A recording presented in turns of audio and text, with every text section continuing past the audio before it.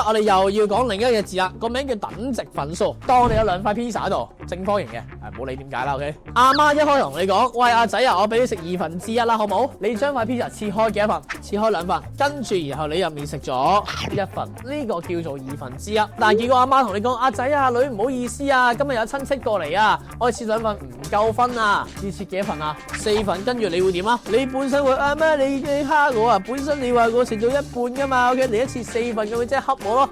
放心，你唔會食少咗噶 ，OK， 你我俾翻2件你食，哇正，阿媽俾2件我食，但係調翻轉喎，你有冇食多到啊？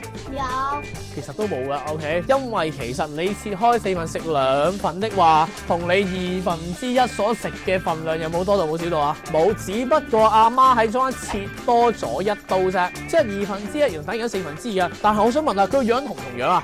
完全唔同樣，但係佢哋所食嘅份量係完全相同相等嘅。呢2個份數個樣唔同，但係食嘅數量不變嘅時候，我哋就會叫做等值分數。咁你可以望得到一樣嘢㗎，佢哋一齊放大縮細㗎。